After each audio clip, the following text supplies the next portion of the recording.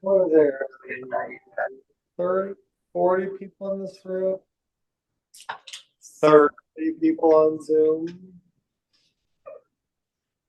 Okay, I can't not say this. My apologies, I've said this before, but participation in this class, oh my God, I give you, it's multiple grade points for filling out the Google form, for showing that you're in class and awake. If you come to class and are awake, that's worth, wait, that's worth 30% of your grade, right? Participation is 30% of your grade. You cannot get above a D if you're skipping class. Now, y'all, I'm not speaking to you. You guys are here, unless you're being offended. But rather, people who are maybe watching this after the fact on the video, or for the love of God, talk to your classmates, know that a D in college is failing. If you don't show up to class, you literally cannot pass the class. Thank you, those of you who are here, for being smart and showing up. Second big thing, not a procedural announcement, not strategy of classes, is one of the biggest questions 3 o'clock asks, rather the students at 3 o'clock asked, the concept of 3 o'clock itself asks those questions. The students at 3 o'clock asked me several times, how do I know what equation to use? What are the keywords I should look for in solving a problem? Keywords are the devil. Don't use them. Not the cool devil either. Don't use them. You have to read and visualize the problem in physics. Sometimes reading is hard. Yes, I get that. You actually have to think about it, though, and visualize what's going on, and draw a sketch of what's going on. Now, I'll give you a pro tip, though. That said, if I give you details about a capacitor, 2 parallel metal plates are separated by a distance of 1 millimeter. They are round and have diameter 2 centimeters.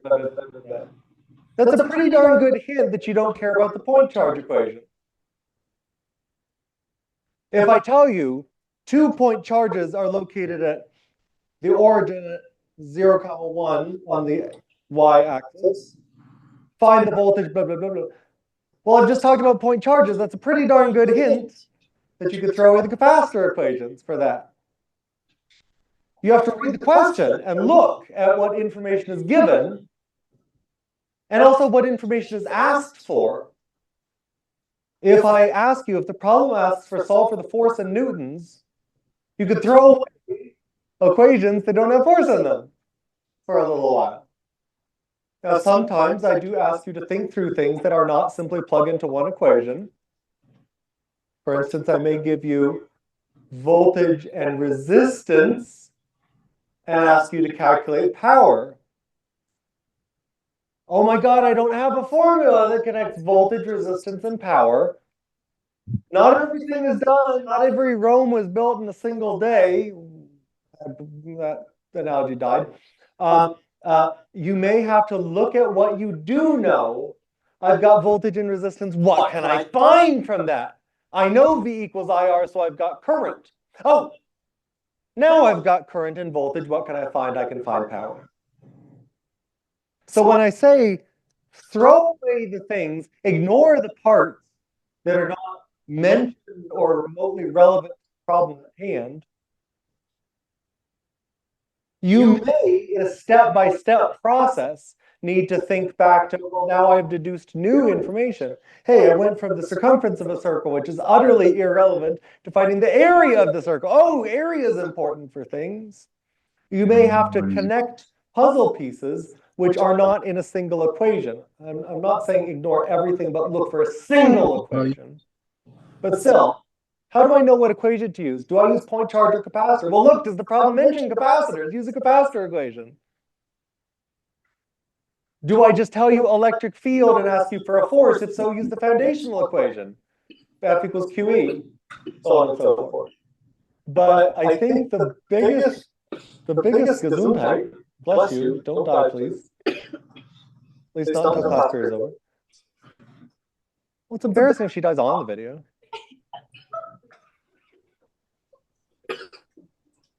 I try not to kill my students. Except with kindness and my soul.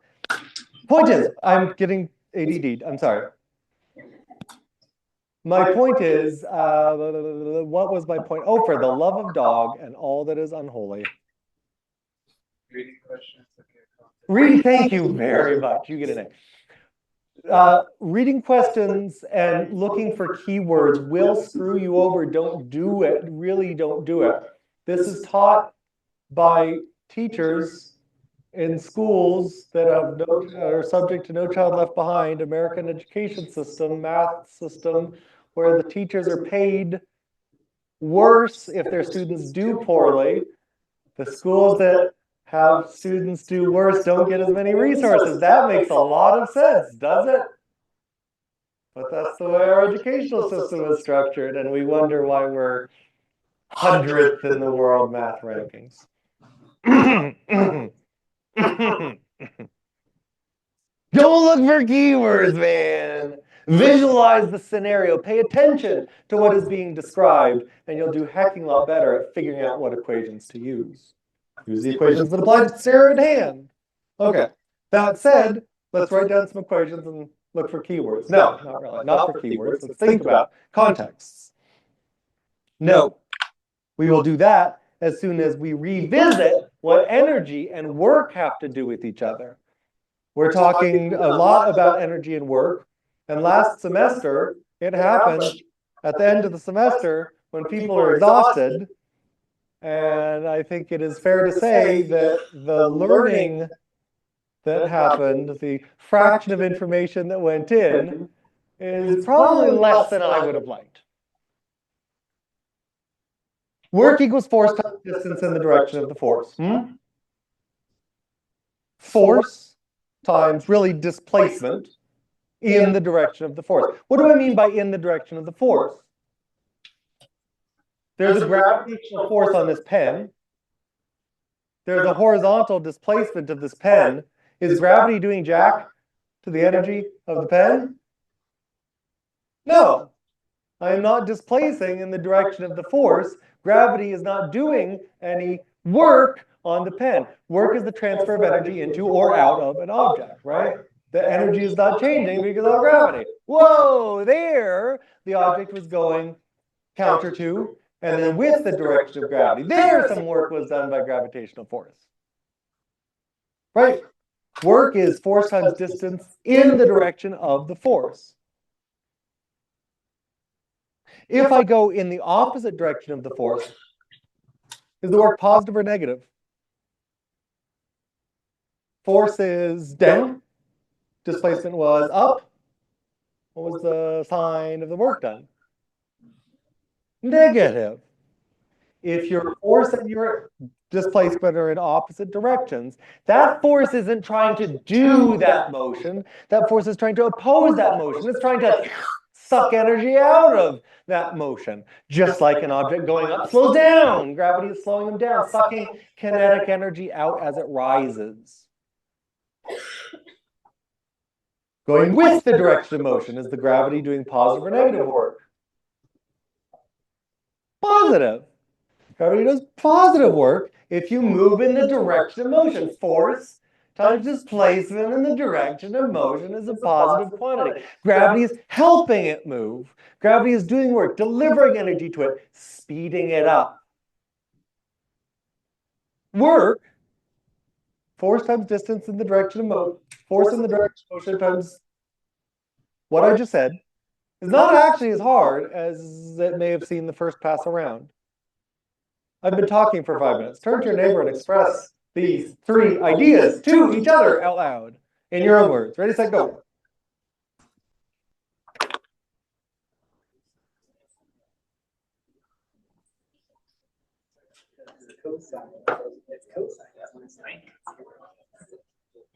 Cos it is.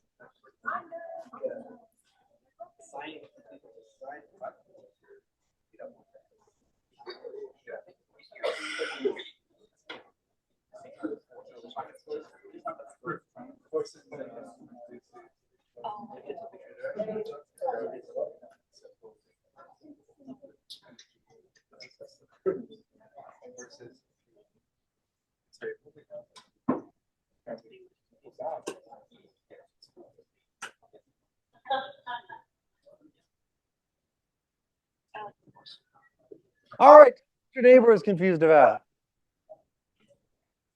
This is absolutely foundational to what we are going to be doing. So I want a question or two. Show me where you're struggling. Or you could admit to having a question yourself. Anybody have a question? Please. Cosine. If the force of the displacement are in the same direction, cosine of 0 degrees is 1. Negative 1, 0. So, with an example, you have positive direction, negative force. At the point where like reaches its point peak and it starts going down, the force then be positive. The work done will go from negative to positive, yes. At the instant that it is at rest, no work can be done because when something is not moving, no displacement, no work. We pass from positive work to negative work to positive work. Good question. All right, no, I'm not going to throw this sucker. Now, let's reason through potential energy for a hot minute. If I move horizontally, is my potential energy changing? Remember potential energy equation, mgy? If y don't change, mgy don't change, yeah. Up motion, as the pen was moving up. What was the sign of the work that gravity was doing? Negative, right? Force and displacement were in opposite directions. I was going up. Gravity was sucking energy out, trying to slow me down. Work was negative. Is mgy getting bigger or smaller? Bigger, bigger, bigger.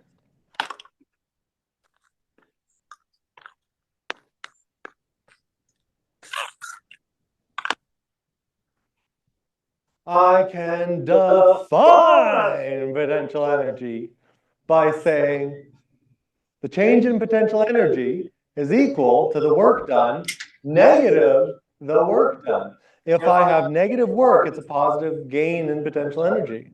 What happens if I have a positive work going down? My potential energy is decreasing. Positive work, negative change in potential energy. Negative sign.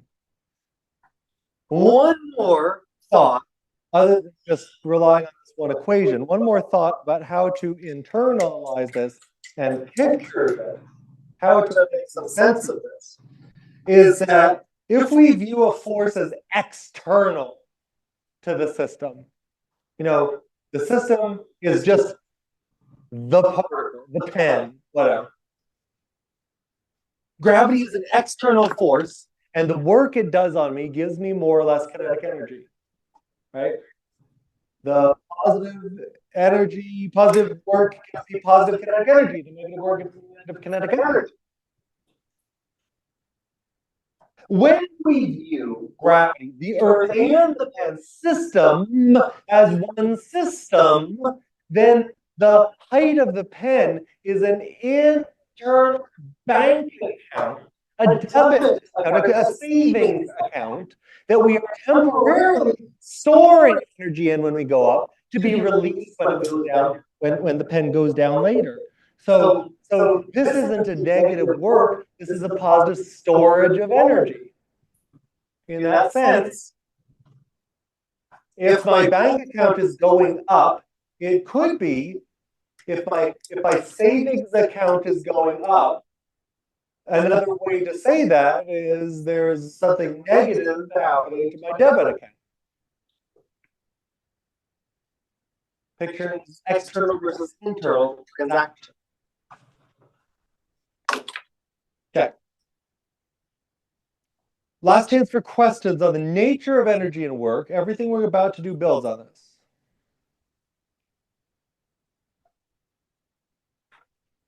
Let me also write down, we've got a formula for work, might as well write it.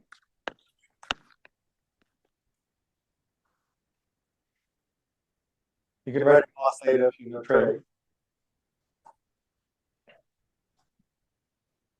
the relationship between energy and work and force. And work is just what force is doing to your energy.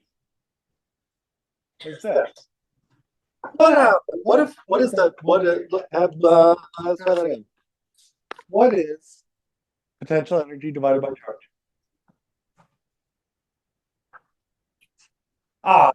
This should be a knee-jerk reaction. Energy over charge. Joules per coulomb is Voltage. Voltage. Defining equation that I have asked you like 5 times on mini quizzes. V equals IR is not the definition for voltage. Remember, everyone in here, I want you to know V equals IR does not define voltage. Voltage is energy per test charge. Energy divided by test charge is the change in voltage. Negative. What is force divided by test charge? That defines a quantity. Force per charge, newtons per coulomb. We've only been talking about it every day for a week.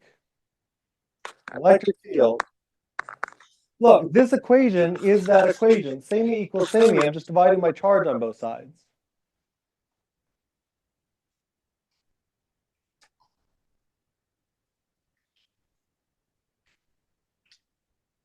No, not yet, Olivia. I'll tell you when you're supposed to put it in.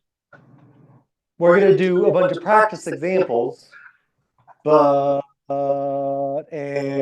then I'll say question A, question B. All forces can be measured, must be measured in newtons. So if it's just newtons over charge on both sides, then probably negative. Where did I say force is newtons over charge? What?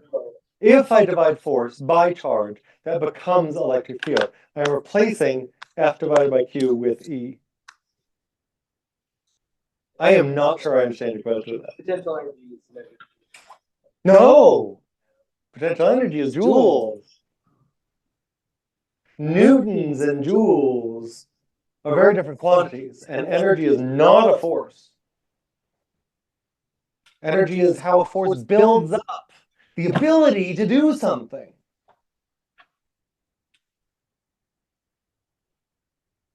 Thank you for asking, because that's a very common, very easy to... What is energy? That's deep, man. No, but I don't want to get too far into the deep. I'm going to leave it at this for now. Energy is a property of something, the ability or action of doing something. Force is the push or the pull that may accomplish that change. And I won't go down that rabbit hole this time. Okay, so the change in voltage is negative electric field times displacement in that direction. I also point out, just the left-hand side here, change in voltage is energy divided by charge. I want to connect all 3 of these ideas, voltage, energy, and electric field. I want to focus on these 3 ideas. So voltage is energy per test charge, and voltage is also the negative accumulation of electric field times distance. Let's do some examples with a steady electric field. Why a steady electric field? If I have a electric field with a position dependence, for instance, the electric field of a point charge, electric field of a point charge KQ on R squared depends on R. If electric field is a function, how do I multiply a function times a number to get a number? Calculus. Beyond the scope of our class. I will never ask you the change in voltage from a point charge E and expect you to use this formula. You will have to use the other formula. Do you remember the other formula for voltage near a point charge? KQ on R? You need to know those, by the way. Indeed. Okay. But, like I just said, we can't be reasoning. This is not a calc-based class, so we can't be reasoning about the relationship between voltages and energies, and electric fields without steady fields. Let's make a steady field. I've got a steady field.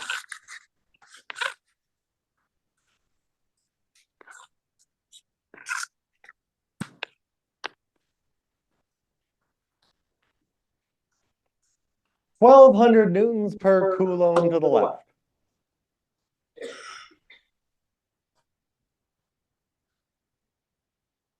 Let's explore everything we can about this.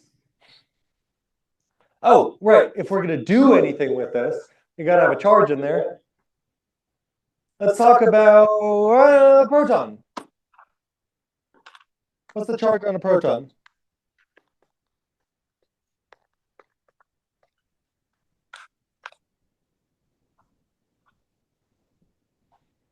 Without even asking the question, what can you find immediately? You got field, you got charge, you got what? Knee-jerk reaction, you should know. Electric field and charge are directly connected to this quantity. Force. Electric field is defined as force divided by charge. So if I've got force and field, I've got field and charge, I've got force. Newtons per coulomb times coulomb is newtons. Ah, what the heck? I've been talking for a while. Google form question A. What's the force on the charge? What's the force, magnitude, and direction on the proton? Also, here's the proton.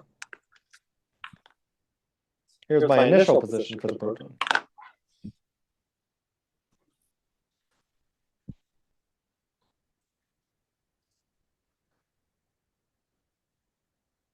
Yes, you are perfect, Olivia. Aww. Actually, all of y'all are perfect. All of you are perfect, just as you are. I'm in training to become Mr. Rogers when I grow up. Yes, Connor. The question is, the first question is, if I tell you electric field and charge, what do you immediately know that you can find? Electric field and charge are intimately, are exclusively, are excruciatingly related to force. Find the force. Question A, find the force on the proton. Magnitude and direction, please. How hard? Which way?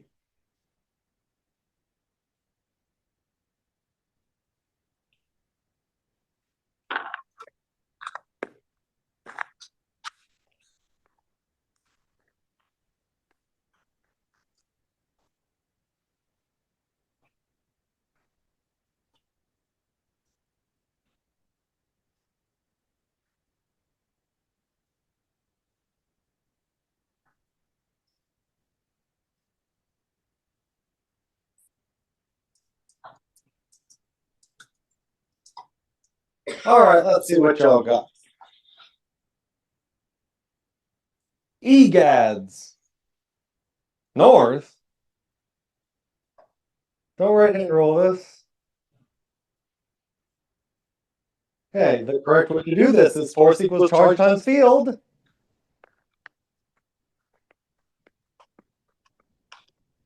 Which works out to 1.9, 10 to the negative 16 newtons. Rounded. Force vector, let's talk about directions. Which way does that force go?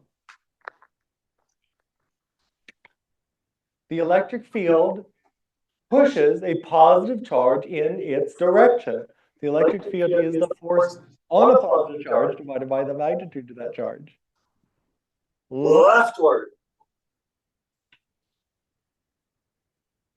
No, you don't like that. I see blank looks. What did I skip? You're always blank.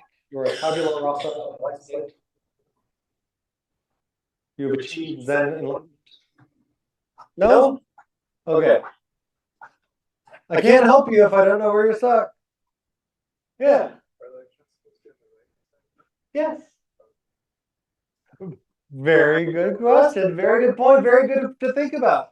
If I know which direction the force on a charge is, does that mean that every force is to the left? No, no, no. Z-snap. The electron would feel pulled to the right. Electrons feel pulled upstream. Kendra asked, how can I get left? I define electric field as the force on a charge divided by the magnitude of its charge. If the field is to the left and the charge is positive, force equals charge times field, positive number, times leftward field is leftward force.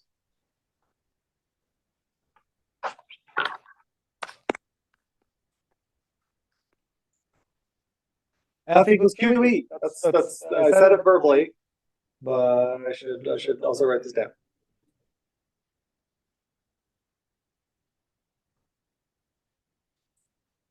You guys know these lines mean the electric field? Was that clear when I wrote it? Showing the direction? Okay. Okay. What else did I find?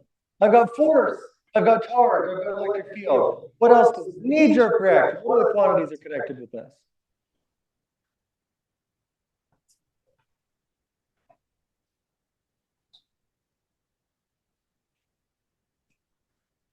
Do I have point sources? Do I have point charges creating the field? No. I did not tell you a darn thing about this. Do I have a capacitor plate creating this field? No. Throw away all that you learned for this problem, not permanently, about point charge. Throw away all that you learned for this problem about. Throw away all that you learned about capacitors. So what's left? The foundational equations. Do the foundational equations tell us how F, Q, and E create energies or voltages? No, they do not. It was a trick question! But you should know that there is nothing that you can immediately derive from that. If I want to talk about the energy or energy per charge, the other two big quantities that we're focusing on today, after all, if we want to talk about that, you can't just talk about works and energies as something standing still. Gravity is acting on me right now, right? Is gravity delivering any energy to me? No, I'm not moving. It's not speeding me up. It's not slowing me down. It's not storing the potential. It's not turning my motion. There's nothing that gravity is doing to me right now. If you don't move, nothing can happen. Oh, now gravity was doing something to me as I was displacing. So I got to give you another piece of information. I'm going to do something with this.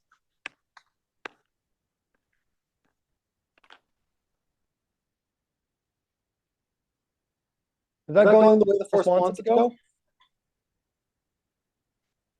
Which way is the force? Which way is the displacement? That force is not pushing it right. So how to get right? Some other force must have acted on it. Okay? It's important to recognize that you can have an object go against the direction that one of the forces exerting. There could be other forces. For instance, I might describe in a problem. A proton is moved to the right against an electric field of 1200 newtons per coulomb. I would tell you something like a proton is moved to the right by 2 centimeters, for instance. 2 centimeters displacement to the right is moved by something, presumably, by an experimenter. It's not that the electric field does the moving.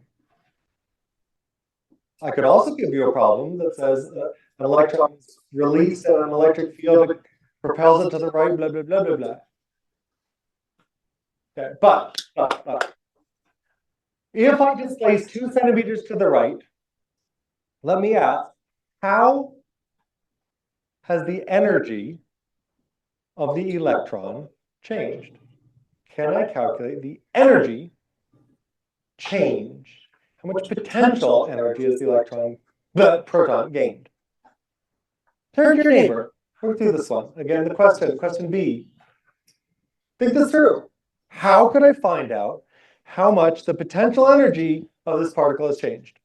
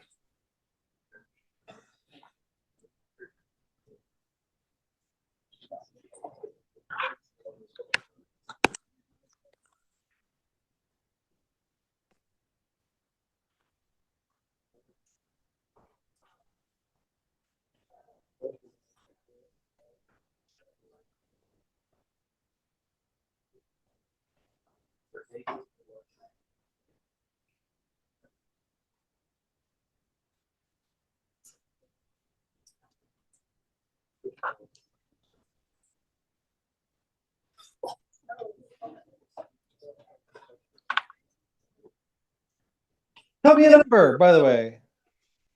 Or B, you have enough information to find a number. Give me your number. Magnetic field. No. No, no, no, no, no, no, no, no, no, no, no. Magnetic field and electric field, you do not know they're connected yet.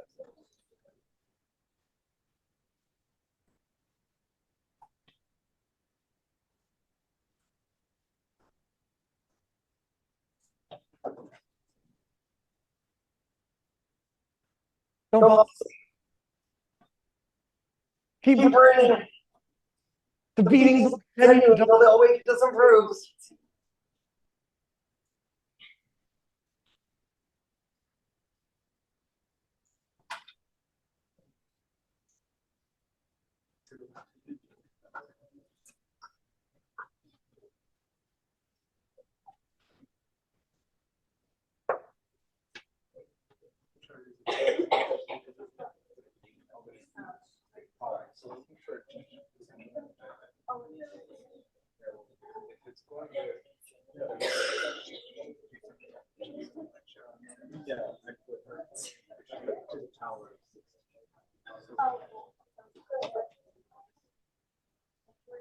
That's a big force.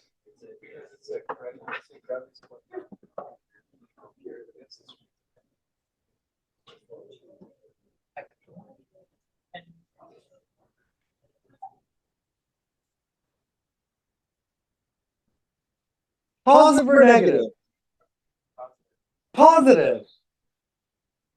Why? So it's like with gravity is going down, so if you're getting tight, you go Perfectly said. I would say it the same myself. Okay. Let me echo you because that won't be heard by anyone else. You're going against the force. Just like if I bring a pencil in the opposite pencil in the opposite direction of the gravitational force, I'm giving it gravitational potential energy. Gravity does negative work. There's a positive change in potential energy. Change in potential energy is positive. Now, one of the ways to do this is to use we raise it through the sign. Now let's use about the magnitude.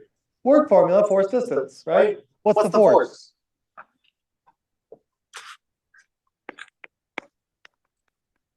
What's the distance?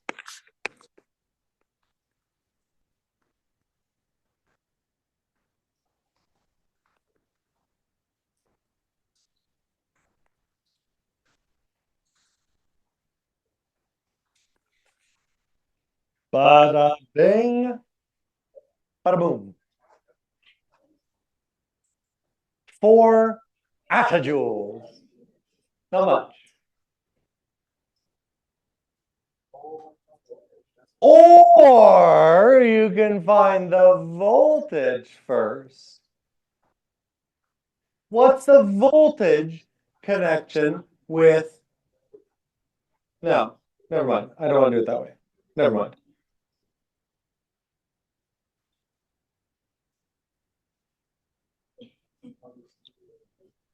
Rather, what I would say is now let me find the voltage. Now I've got another piece of information. I know how much energy it takes to drag a charge from there to there. The change in potential energy is positive 4-ish attojoules. Let's calculate the change in voltage. How could you do that? Question C. Find the change in voltage. Whoopsie, not the gradient.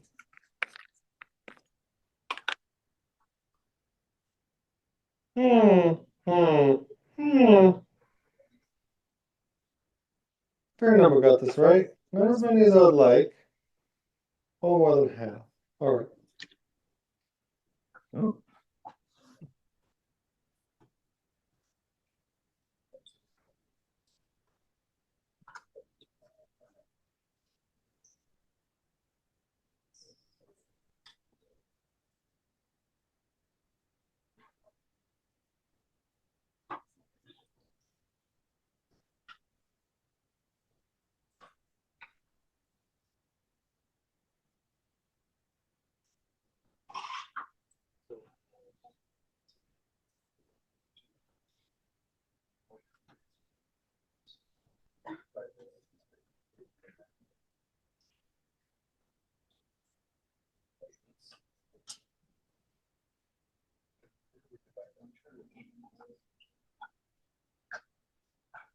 Two ways to do this now.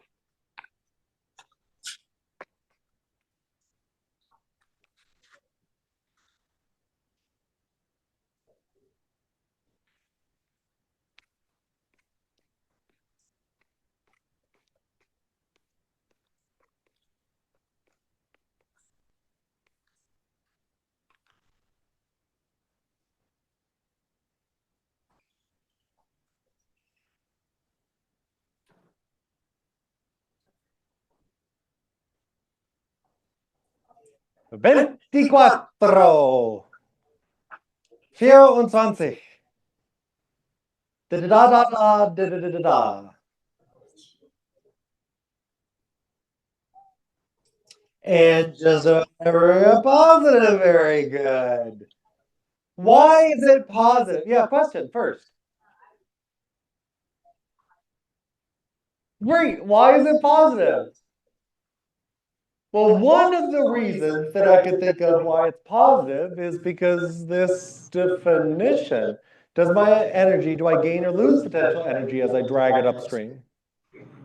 Gained potential energy. Is it a positive or negative charge? Positive. Positive divided by positive, positive change. Or the relationship between voltage, electric field. I could say electric field times displacement in the direction moved. All right, which direction is the E field? Which direction is the direction moved? Right, those are anti-parallel. So there's a negative, negative.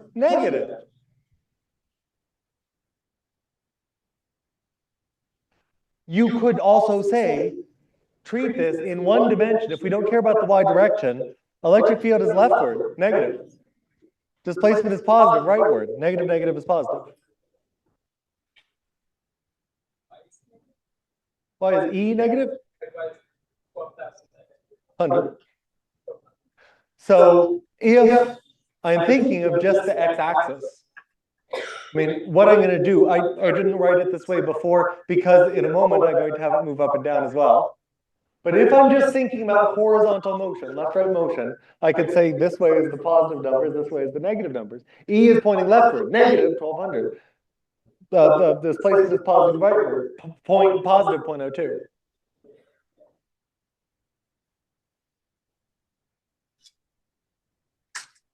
Further questions. These are great. Keep them up. Ask. I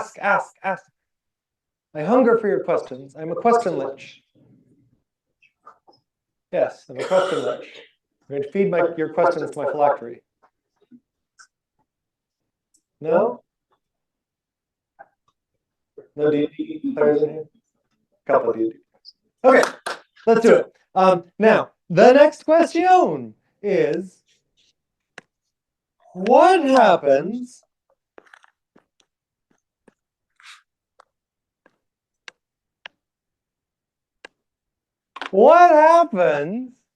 if I drag my positive charge right and down?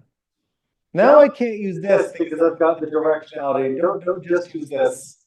Down is not the negative direction because I've got really two directions. There's negative vertical and negative horizontal. Don't use this method. You got to think about it. D. Let's ask D. D. What is the change in voltage from this initial point to this final point, the green final? What's the voltage down there? Oh, I've got to tell you a distance. Let me tell you a distance. 3 centimeters there. Right 2, down 3. Or down 3, right 2. It doesn't end up mattering. You have 1 minute to solve this problem. Tick tock, tick tock, tick tock, tick tock, tick tock.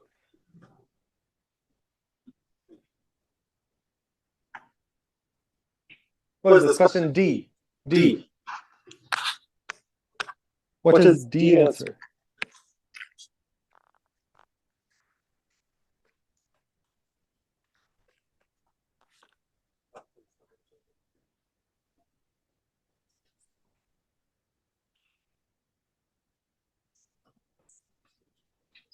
Gesundheit.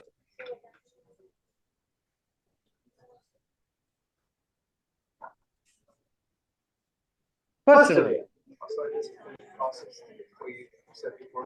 So with the bond doing so you know you have like negative field. It's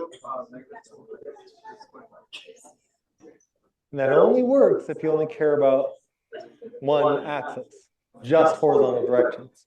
You can't now say that you've got a negative voltage times a negative 3 centimeter displacement, because this voltage is, this field is horizontal and this displacement is vertical.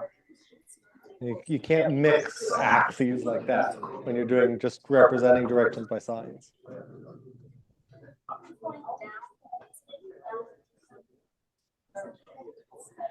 Field isn't going down. Field is going left. I didn't change the field direction. I just said now I move the charge further down.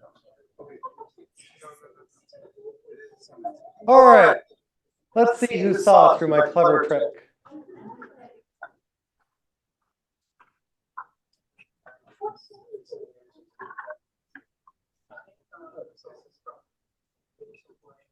All right, I got a fair number of you. Reason through this with me as I carry the pencil horizontally as gravity doing any darn work on it. If I go at right angles to a field, is there any change in its potential energy? 24 volts, baby! Moving it at right angles to the field does not change the voltage.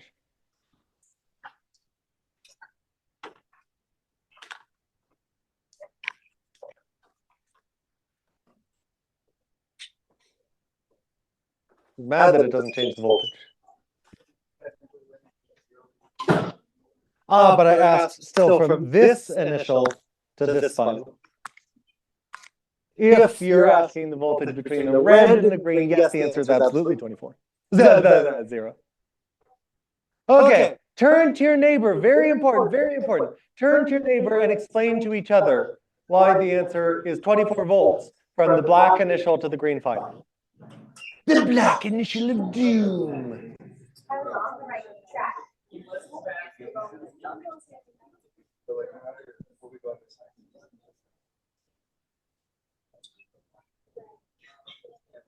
Guess what? This isn't the exam.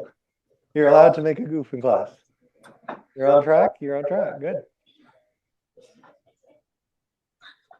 Okay, so again, you should be talking to your neighbor. It should be louder in here. Tell each other why it's 24, why the last answer is 24 volts.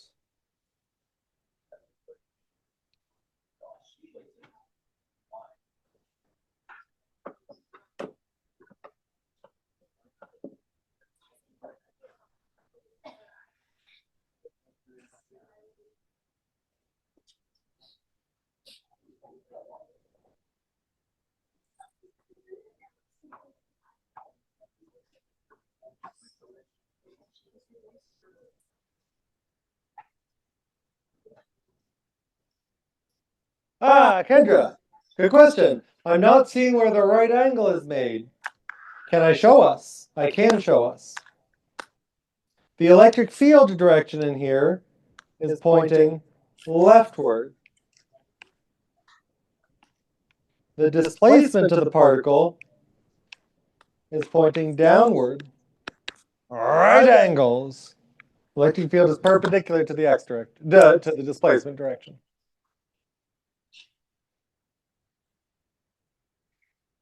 No, thank you.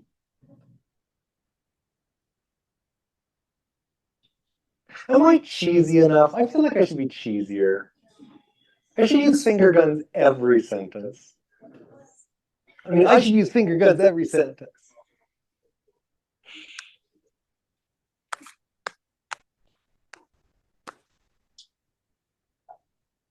Or I should just read from a paper in monotone for a class and kill you guys with shock. No? You like this version better? So do I. I'd fall asleep.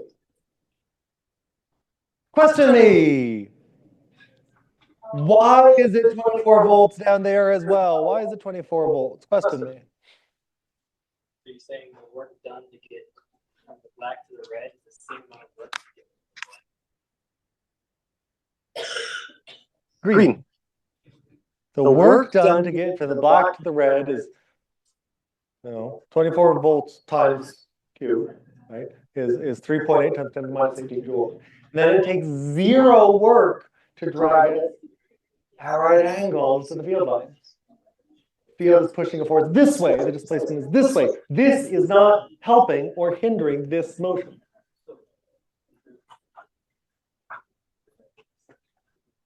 Marcos. So if it's going completely 180, would that be different, or is that? Sure. Absolutely. Positively. If I were going in the opposite direction as the electric field, hey, that's what we did as the first case. If I drag a positive charge to the right and the leftward electric field, I have gained positive so many joules. Absolutely.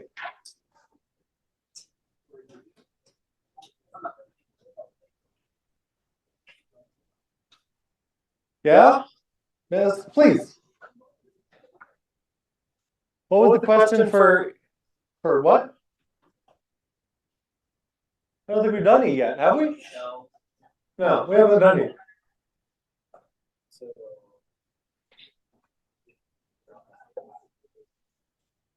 Then we would discuss it.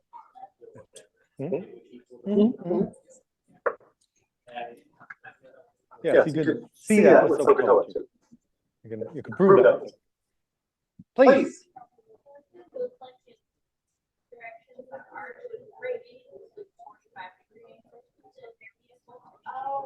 Well, if you go at 45-degree angle like this, you're going a little bit this way and a little bit this way. You could calculate that by calculating, SOHCAHTOA distance over and then cutting it out. However, I'm not giving you anything but sine, cosine of 0, 90, 180 in this class. I've trimmed out the trigonometry.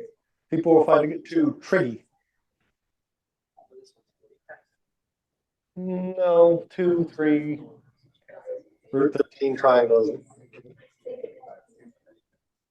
No, that'd be over 2, 2. Okay. So I think that is enough out of me on this. I would like to do 2 things. I have two further places to go. One is something I did not get into the 3 o'clock with, and I really wanted to tell, so I told them that they had to watch this video. It is a story. The story of the story of dielectrics, which is the insulator at a capacitor plates. It's fun. It's a fun story. You will all sit crisscross applesauce, and you'll have 1, 2, 3 eyes on me when we do it. It's slightly inappropriate. Okay. The other thing is I do want to take free questions and response from students about everything that we've done so far, because we're doing more and different stuff on Monday. We're moving forward. We're not moving back. Today is a chance to consolidate before we continue to move on. And yes, you do need to continue to remember this before the midterm. So I'll take free questions and I'll do the story. What order should we do this in? If you have a free question, I'll give a free question. Just give us a list of the equations we should. Yes, it's in the first. It's in the lecture notes that I posted before, and I'm going to post this as well. It's up here. Here's the capacitor. So this is on the top of the document that I've been going through here. This will be posted as a PDF on lecture notes for today. Here are the equations for capacitor. Here are the equations for point charge. Here are the fundamental, universal, always true equations for any. And that's I think, like everything in the class. This module.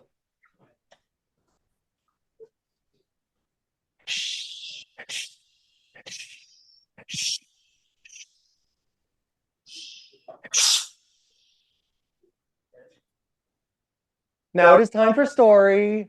Gather around, my children. Now we're going to do a fun story time. We're going to capacitor land. Capacitor land. And we're going to talk about what happens if we put an insulator. I don't like that.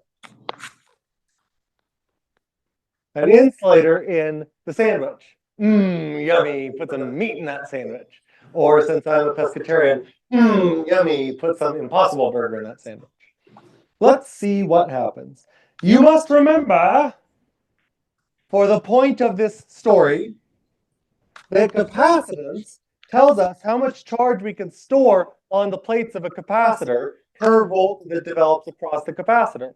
Do you remember that? You remember that foundational definition?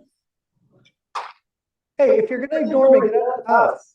You're not going to get more of those points. Just go. Please. I love you, but shh. Do you remember capacitance equals charge per volt?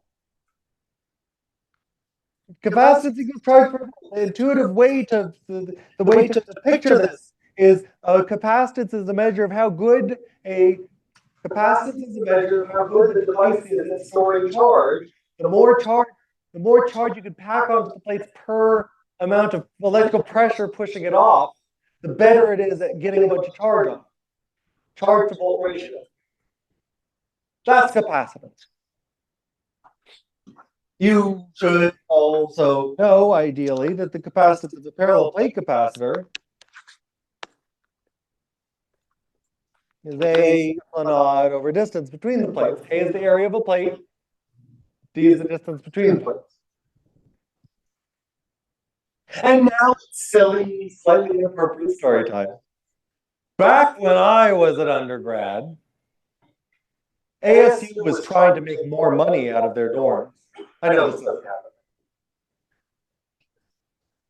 And to this end, they built dorms on wheels so they could conduct some experiments on the students. The first experiment they tried was making the dorms bigger. That doesn't happen anymore. The bigger the dorm, the more comfortable the students were. The more students would pack into the dorms. The more students would pack into the dorms. What's voltage? What's voltage like? Well, in this silly analogy, voltage is going to be the number of fights in each dorm. How much the roommates hate each other. For this silly analogy, here comes the inappropriate part. We're going to have total bi erasure, gay erasure. And we're going to pretend that the dorms are single sex, one dorm men, one dorm women. Opposites attract, like repel. So the two dorms have people looking out the windows across the quad, across the space between, making kissy faces at each other. And the more they're doing that, the more distracted they are from starting fights with their roommates, whom they'll detest. I know no one detests their roommate anymore. You'll love each other and live in perfect harmony. But capacitance is a measure of how many students you can pack in per testosterone poisoning, whatever, pressure, dislike, fights develop as a result of that. And as I was saying in the first analogy, you can just build a bigger dorm. You can build a bigger dorm, and you'll get more students will be packed in. Or you can, as I said, the dorms were built on wheels back then, back in the good old days. And if you wheel the men's dorm and the women's dorm together, what happens? The students will spend less time fighting with their roommates because they will be making more kissy faces at the attractive opposite charge gender across the quad. Yeah? The more these plates come together right now. The more these plates come together, the more this plus and this minus are like a single neutral charge. The less difficulty you'll have in this pushing against this. This is slightly canceling out with that. These guys don't want to be next to each other, right? You're pushing against each other. But these guys want to be making kissy face across the quad at each other. They're attracted to each other. So this is some positive energy storage. This is some negative energy storage. Cancel mori, less voltage, more capacitance. Right? Fewer fights, if more kissy face, more distraction from the fights. And then President Crow, I should not say that for if I value my job. President Kaur, there we go. Laddie Kaur. Is he still alive? I don't think he's still alive. I'll make fun of him because he's not alive. President Kaur, it is infinite wisdom. He was the president when I was in Stone in my when I was in college. Here, I went here, by the way. President Kaur had a clever idea. We're going to get these students to have more distractions by having the Arizona Board of Regents have a dance. And I don't know if you know this, but the Arizona Board of Regents, God, I hope this video does not get to them. Arizona Board of Regents has very attractive members and their partners, all very attractive. Also very flirtatious. Oh, they're monogamous, all right. They're pair bound, but they will flirt with people that they are dancing nearby. So what happens when these couples are dancing in the quad? Well, the ladies spend a little bit of time talking to the gentlemen on the negative plate, and the gentlemen and the dance partners spend some time flirting with the ladies in that plate, dorm. What's the bulk effect for having a polarized insulator? Oh, I'm not calling these couples cheaters. The Arizona Board of Regents is fully upstanding, wise, very virtuous, and admirable individuals who can give me a raise if they want. They are not conductors, they are insulators. They do not have the charges flow freely off. Nevertheless, when they polarize, when they orient their molecules so that the plus side is closer to the attractive minus side, the minus side is closer to the attractive plus side, what happens in the material? Look, these form a sort of microcapacitor too. Which direction is its field? Its field points from positive to negative. This external field points from positive to negative. These two field directions partially cancel each other out. Less field, less voltage, more capacitance. The analogy got a little bit weird for a minute. Let me bring it back together. If you put a polarizable insulator in between the plates of a capacitor, when the insulator polarizes, it partially cancels out the electric field inside. It partially neutralizes the charge. These pluses are near minuses. These minuses are near pluses, right? It partially cancels out the electrical fight.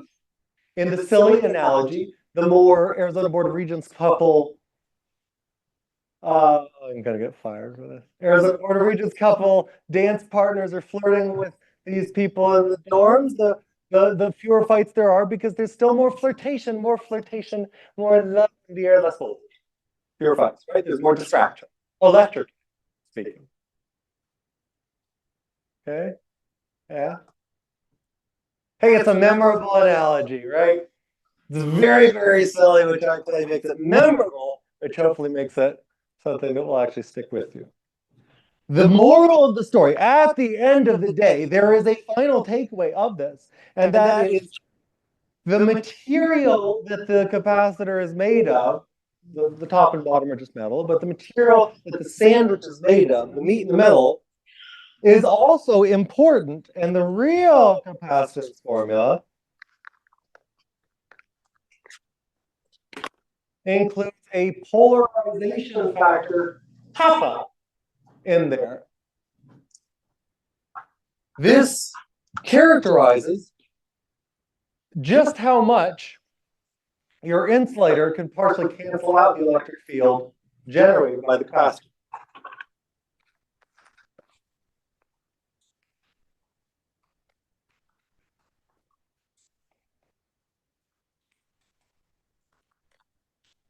It is called the dielectric constant. Or if you're silly, you can call it the dielectric constant. Typical value is the theoretical minimum is 1, vacuum is 1. I think Teflon is like 80, I think. You can get factors of hundreds. I want to make one final note about this, and that is, you may have heard of the transistor semiconductor revolution, Moore's law. You may have heard people talk about the latest CPU crams so many transistors onto the die, the semiconductor wafer, because they're miniaturized further. Who's heard of this? Yeah? Advances in computer technology because there are more transistors on the chip. Transistors are good. Transistors are great. Transistors are another silly story that I might get fired over. We'll talk about them maybe never. I don't know. Transistors are an important circuit element, but they're just as many capacitors in many practical circuits as transistors. There are just as many capacitors as transistors. Transistors have been miniaturizing wonderfully. But if it weren't for the advance in finding kappas, we could not miniaturize capacitors. If you cannot miniaturize capacitors, the computer does not get smaller. So thank you, materials physicists. The advances in being able to come up with new, extremely polarizable, extremely good insulating materials, things that will polarize the heck real fast, but not conduct, is a huge part of why we have cell phones that fit in your hand instead of fit in your truck. This is an ongoing thing, by the way. We're always looking for more and better kappas. You might as well say that the kappa is a real sigma of the story. But that's a good thing, right? I don't know the jargon yet. Yeah, it's a good thing. Okay. Now, last chance. We are lower on time because of my silly story. I'm sorry. Oh, I'm not sorry. Who am I kidding? Google form. No, turn to your neighbor and discuss for 1 minute. Google form will be, where are you? Selective constant, dielectric constant. The material in the middle, the insulatable, polarizable insulator, is called a dielectric. Kappa is the dielectric constant. And it's just tabulating. It's like resistivity. Sorry. Wait, no. Focus on this one more time. Sorry. Resistivity, what's resistance? What's it depend on? Resistivity, length, cross-section. In other words, the material and the geometry of the resistor. Capacitors, what does it depend on? A, D, and kappa. The geometry and the material of the capacitor. It's like resistors and capacitors have something in common. Later we'll talk about inductors briefly, and we'll see that they also deal with the material. Inductance depends on the material and the geometry of the inductor. Okay, now, sorry. Back to talking to your neighbors about what you want answered most in the last 5 minutes of class.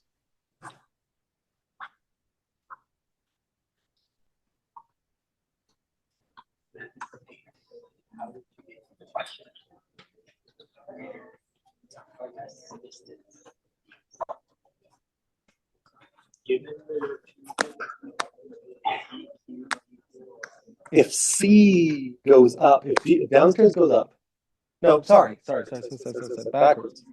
If you said if distance goes down, if distance goes down, you've got a fraction with the denominator getting smaller. What happens to the fraction?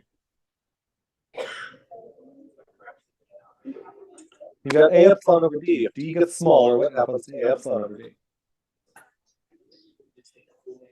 Oh. I've got a fraction where the downstairs gets smaller. What's the difference between 1/10, 1/9, 1/8, 1/7, 1/6, 1/5? What's happening to the number? So if A epsilon over D is getting bigger, capacitance is getting bigger. Capacitance is getting bigger. You can store more charge.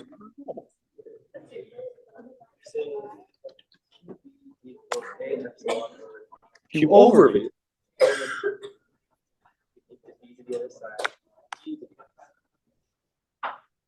Yeah.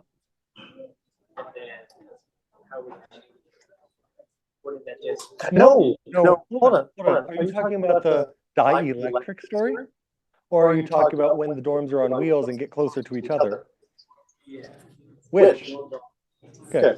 If the plates get closer, there's more cancellation. The capacitance gets bigger. The capacitance Gets bigger. There's more students that you can pack in per fight, per RA complaint. Oh, so then the capacitance gets bigger. I guess the volts doesn't necessarily. Well, yes, maybe your constant rate is a lot better than the question. Okay, we have 5 minutes left. Please hold on. If you've been here for the last period, you can hold on 5 more minutes. I'm going to answer as efficiently as possible as many questions that I can. Could I explain capacitance again? I'm sorry, not in 5 minutes. Ask me in office hours. I will be happy to go over it, but not in 5 minutes. What is epsilon? It's a constant. It is a constant of nature equal to 8.85 10 to the minus 12. Do I have tenure? Nope. Sorry, I have emotional outbursts. Dude, me too. Are boys positive or negative? Well, I try to stay positive. Yuck, yuck, yuck. My brain is fried. Fried brain is delicious.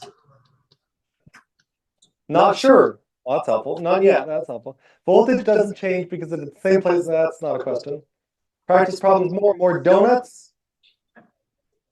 Same relative place and field. No questions. More kiss faces, less fights. Yes, true. Please review. What is epsilon? Epsilon's a constant. Epsilon's just a constant of nature. More practice problems. Okay, homework will be open immediately, I swear. What is my favorite animal? You are my favorite animal. Okay, that was only 1 minute. You guys, oh, whatever. Get out of here. You're all wonderful people. It's the end of class. What the hell? Actually, get out of here quickly, and after class, I will answer the what the heck is capacitance again.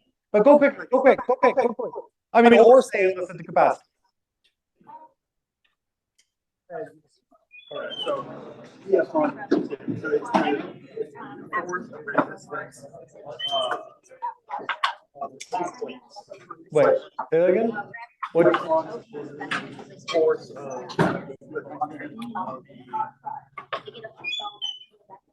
Don't try to interpret what epsilon naught means. well, yeah, It's a constant nature that appears when you try to talk about electric field. Yeah. It's college. There was another setting. I'm just trying to understand because when you add in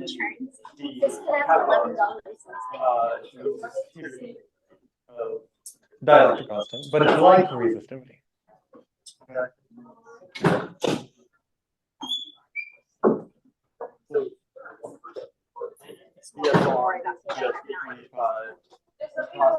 Plates ability to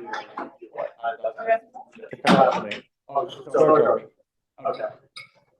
So that's how much closer to get together or How much charge they can store per volt developed across. Yeah.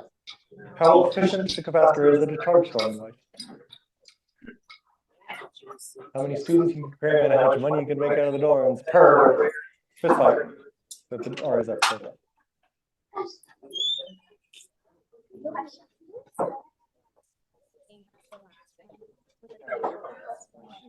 Am I changing potential energy? I'm moving, my displacement is at right angles to the force. So mgh is not changing if I don't change my h. On the x-axis, if I move this way, and potential energy and voltage are changing. This way, my potential energy is not changing. I'm moving at right angles direction the force is at. Is it?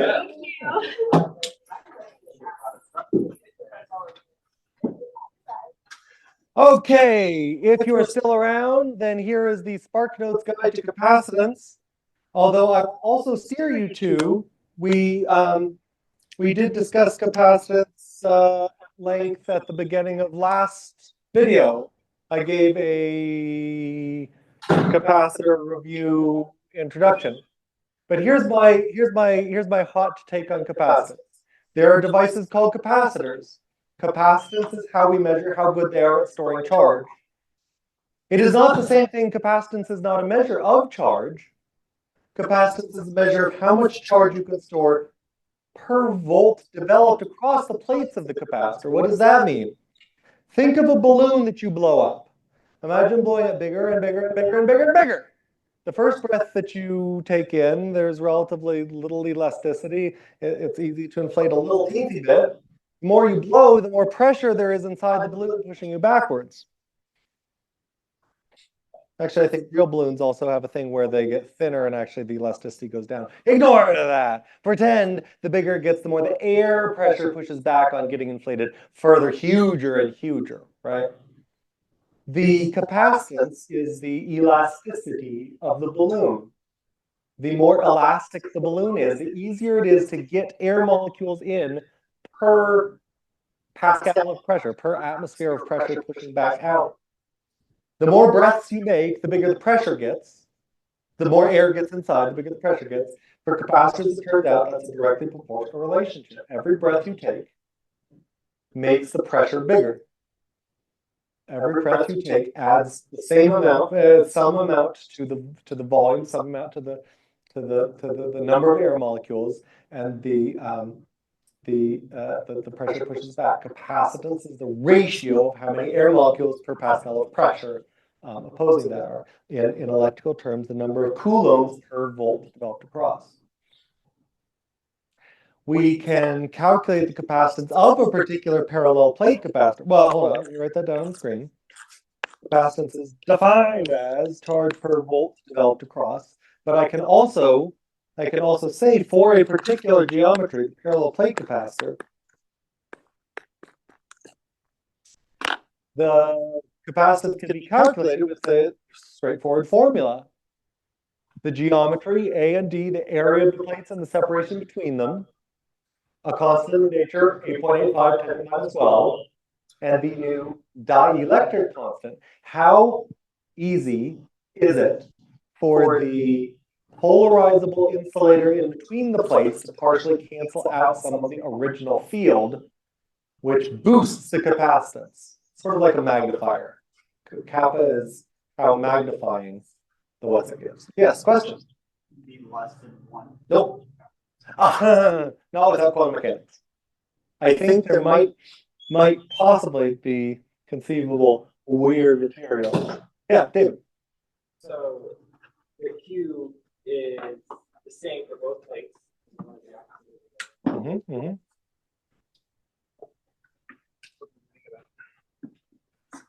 Does there have to be an exchange of electrons between the two? There's never an exchange of electrons between the two. You hook it up to a battery, plus charges go into one from the battery, minus charges go into the other from the other side of the battery.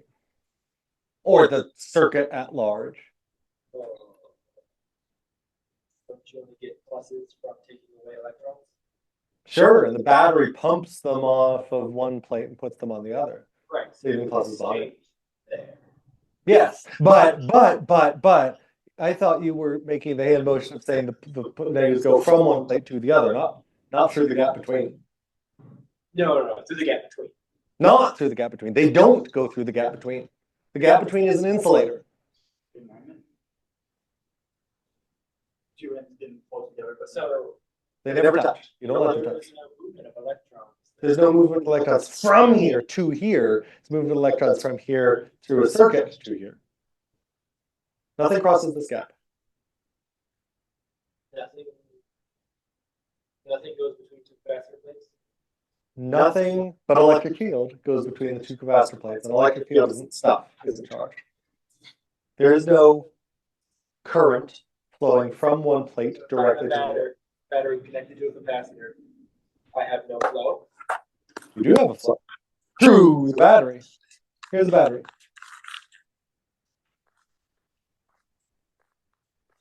Here's the capacitor plate. The instant you hook this up, the capacitor has 0 volts across it. That's going to want to pull this sucker pushes. You want to talk about electrons? You've got a positive voltage here. Electrons are here. On here are going to be attracted off. When electrons leave here, they're going to leave plus their charge behind. Okay, this negative plate is going to attract positives. This negative is attracted to these positives up there. You're going to push the negatives onto there. There is no motion of electrons from there to there. No. The charging process happens through the rest of the circuit. There's no motion in here. All the motion is around there. But there's also no So- battery. Yeah, there's current flowing inside the battery.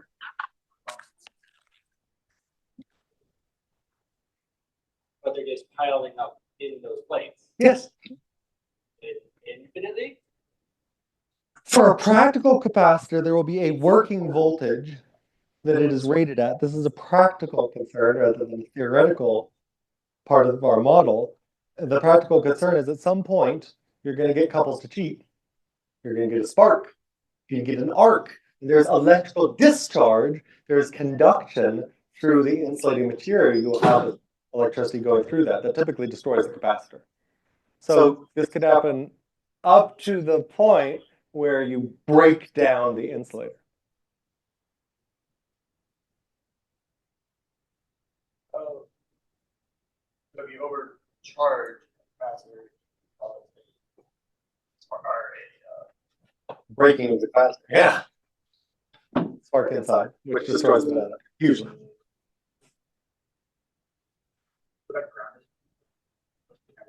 What Yeah. are capacitors used for? A lot of things. Without electrical? They can be used to smooth out wiggles on top of a DC signal, but there are a lot of them. We'll go into some of them in the next week. Could you attach a light bulb to this circuit right here and would it glow? It will glow while the capacitor is charging or discharging. Once the capacitor is charged, it blocks further current from flowing, in this case. Just there's no current. Correct. Once it's fully charged. You said that the capacitor is like a storage tank. It It's like is. a gas tank, and the pump would be the fuel tank of the battery. I don't want you to think of liquids in a storage tank. I want you to think of gases. Think of a diver's tank. Think of a balloon. The more you pump air into it, the higher the pressure, the more the needle goes up. Have you ever seen a diver's tank? Yeah. So the more you pump it up, the more the pressure goes inside.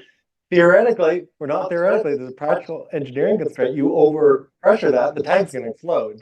Don't do that. PV equals nRT. Once N gets big enough, pressure is going to get arbitrarily big. Increase one of these, any of those, and it gets bigger. Wait, hold on. You asked a different question. I didn't finish answering. What did The Say that thing again. has like a car and liquid. Yeah, so don't think of storage tank of a liquid because then there's a maximum capacity. Once you filled your 13-gallon tank, you're not going to pump a 14th gallon on. What about the capacity of the capacitor? It's 12 volts. You can't put anything else on. 12-volt working voltage is just the point that the dielectric breaks down. Theoretically, you have a perfect insulator between. Vacuum insulator between can handle thousands, 10,000 volts. You can put effectively infinite charge on either plane. Bunches of coulombs of charge. So it's actually better to have a vacuum between. Yeah. The whatever you said. Vacuum gives you higher voltage rating, but you really want to bump the capacitance up, then you've got a dielectric. Okay. There's a trade-off. There are always trade-offs in practical concerns. And this is just the voltage in across the capacitor. Across from one plate to the other. Across. Or the potential voltage. Voltage is potential. Do you need flow or to have a voltage? Nope. You can have a voltage without flow. Okay. Change. And you can reduce that change in voltage by adding an insulator. Polarizable insulator, something that can orient in the reverse direction, partially cancel out the field, reduce the voltage, increase the capacitance. It reduces the field and lets it collect more Charge. electrons. Yeah, more electrons. Yeah, charge, electrons. So it's decreasing the voltage. Is it? So like say you have 12-volt batteries. Well- you decrease the voltage in the capacitor. The voltage in between these plates can go higher and higher because the inside, what's in this region is being partially canceled out. It still boosts the capacitance. You will get more charges on regardless of what this battery voltage is. It doesn't change the battery voltage. You'll still get 12 volts on that. These plates with their charge. Is it the electric field that's stopping them from collecting more charge? You said that insulator reduces the electric field. The polarizable insulator makes its own electric field pointed in the opposite direction, therefore the total electric field is smaller. Gotcha. And The total voltage. that's just the byproduct of having it collected. Okay. It's not the electric field affecting it, it's a byproduct of the Polarization. polarization. Just happens to create a small electric field. I think you asked, hold on, the first question you asked was, can you have a kappa less than 1? I think you can have weird kappas, like kappas that are square root of -1. Because I am not a material scientist. I'm not a materials physicist, but I have heard the materials physicists are doing some crazy stuff with material polarizability. That's where -1 is 1. No, -1. Square root of -1 is an imaginary number. Aye. So, I'm not sure of that. I'm saying that I know that there's weird stuff that I don't know. A magnetic field in X directions. Okay, hold on, I'm going to close the recording now.